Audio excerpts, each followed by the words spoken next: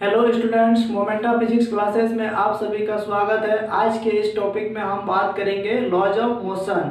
और सबसे पहले हम डिस्कस करेंगे फर्स्ट लॉ ऑफ मोशन क्या होता है। तो जब हम किसी बॉडी को पुश करते हैं या पुल करते हैं तो उसके पोजीशन या वेलोसिटी में चेंजिंग आता है, और उसके चेंज को लाने वाला जो एजेंट होता है यानी जो उस चेंज के लिए जिम्मेदार होता है उसको हम लोग फोर्स कहते हैं। जैसे यहाँ पे कोई एक बॉक्स हो गया, मान लेते हैं ये पोजीशन ए हो गया, तो हमने इस बॉक्स को राइट डायरेक्शन में पुश किया तो ये ए पोजीशन से मान लेते हैं बी पोजीशन पर आ गया, तो ये ए से बी तक डिस्प्लेस कर गया, यानी इसके पोजीशन में चेंजिंग आया, और इसके पोजीशन में चेंजिंग लाने का जो काम किया वो उस एजेंट को हम लोग फोर्स बोलते हैं। तो यानी हम लोग इस पर एक फोर्स लगाया इस डायरेक्शन में, जिसके कारण ये बॉडी ए से बी तक आ गया। अब अगर हम इसको पुल करेंगे यानी इस डायरेक्शन में फोर्स लगाएंगे तो ये बॉडी यहाँ से यहाँ तक डिस्प्लेस हो जाएगा। तो यानी हमने इस डायरेक्शन में एक फोर्स लगाया। तो सिंपल हम लोग देख रहे हैं कि कोई भी बॉडी है वो वो खुद से अपनी स्थिति में परिवर्तन नहीं ला सकता है। तो हम लोग जब उस पर एक फोर्स लगाएं तो वो अपने पोजीशन से हटकर दूसरे पोजीशन पे आ गया, यानी उसके स्थिति में चेंजिंग हुआ या उसके स्टेट में चेंजिंग आया। तो अगर हम मान लेते हैं कोई एक रिंग हो गया, जैसे ये अगर इस डायरेक्शन में मूव कर रहा है और हमने अगर उस पर एक एक्स्ट्रा फोर्स लगा दिया, जैसे इस पर कोई एक पत्थर थ्रो किया तो इसका स्पीड क्या हो गया और बढ़ गया, यानी इसके स्पीड में जो यानी इसके स्पीड में कुछ चेंजिंग आया, और उस स्पीड में जो चेंज आया उसको लाने वाला फोर्स हुआ। तो इस तरह से देख रहे हैं कि फोर्स जो है वो किसी बॉडी के स्टेट में चेंजिंग लाता है, यानी अगर वो रेस्ट में है तो उसको मोशन पे ले आता है, या फिर अगर वो मोशन में यूनिफॉर्म मोशन में मूव कर रहा है तो उसको एक्सलेट भी करा सकता है। और फोर्स किसी बॉडी को रोकने का भी काम करता है। जैसे किसी ने बॉल थ्रो किया और हमने उस बॉल को कैच किया, तो जब हमने उस बॉल को कैच किया तो उस बॉल पर हम एक फोर्स लगा रहे हैं उस बॉल को रोकने के लिए। तो इस तरह से फोर्स किसी बॉडी के स्टेट में चेंजिंग लाता है। तो सबसे पहले इसको गैलीलियो ने डिफाइन किया और उसका नाम दिया फर्स्ट लॉ ऑफ मोशन।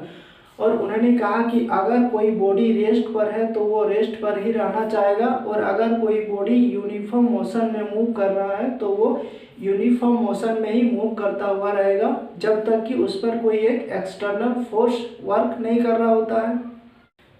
तो इस तरह से फर्स्ट लॉ का डेफिनेशन हो गया। जैसे every body continues to be in its state of rest और of uniform motion in a straight line unless compelled by some external force to act otherwise, यानी किसी भी बॉडी के स्थिति में जो चेंजिंग लाने के लिए उस पर एक एक्सटर्नल फोर्स की जरूरत पड़ती है, एंड उस फोर्स के बिना किसी बॉडी के स्थिति में परिवर्तन नहीं आ सकता है। फर्स्ट लॉ ऑफ मोशन को लॉ ऑफ इनर्शिया भी कहा जाता है, क्योंकि इनर्शिया बॉडी का वो प्रॉपर्टीज है जिससे वो अपने स्टेट पर ही रहना चाहता है, यानी अगर वो रेस्ट पर है तो वो रेस्ट पर ही रहना चाहता है, और अगर वो मोशन में है तो वो मोशन में ही रहना चाहता है। तो इस तरह से हम लोग फर्स्ट लॉ ऑफ मोशन को लॉ ऑफ इनर्शिया भी बोलते हैं। लॉ ऑफ इनर्शिया को हम लोग डे टू डे लाइफ में भी एक्सपीरियंस कर सकते हैं। जैसे कभी हम लोग बस में सफ़र करते हैं तो हम लोग अचानक आगे की ओर या पीछे की ओर गिर जाते हैं। ऐसा इसलिए होता है क्योंकि हमारा जो बॉडी होता है वो फ्लेक्सिबल होता है वो पूरी तरह से रिजिड नहीं होता है। तो शरीर का वो हिस्सा यानी निचला हिस्सा जो बस के कांटेक्ट में रहता है, तो अगर बस अचानक से चलना शुरू करती है तो बॉडी का निचला हिस्सा भी बस के साथ चलना शुरू करती है, और हमारा जो शरीर का ऊपरी हिस्सा होता है वो रेस्ट पर ही रहना चाहता है, क्योंकि ये लॉ ऑफ इनर्शिया है। तो जब ऊपरी हिस्सा रेस्ट पर रहना चाहता है और शरीर का निचला हिस्सा मूव करने लगता है तो हम पीछे की ओर गिर जाते हैं। और जब बस का ड्राइवर अचानक बस पर ब्रेक लगाता है तो शरीर का जो ऊपरी हिस्सा होता है वो मोशन में ही रहना चाहता है और शरीर का जो निचला हिस्सा होता है वो बस के साथ रुक जाता है, इसीलिए हम लोग आगे की ओर झुक जाते हैं। तो इस तरह से हम लोग लॉ ऑफ इनर्शिया को समझ सकते हैं। तो उसके बाद फिर एक साइंटिस्ट जिनका नाम था आइजैक न्यूटन, उन्होंने अपने हिसाब से फर्स्ट लॉ ऑफ मोशन को डिफाइन किया और उन्होंने अपना स्टेटमेंट दिया और कहा कि किसी बॉडी पर अगर नेट एक्सटर्नल फोर्स यानी किसी बॉडी पर जितने सारे फोर्स लग रहे हैं उन फोर्स का अगर समेशन 0 हो रहा है तो उस बॉडी का एक्सेलरेशन भी 0 होगा।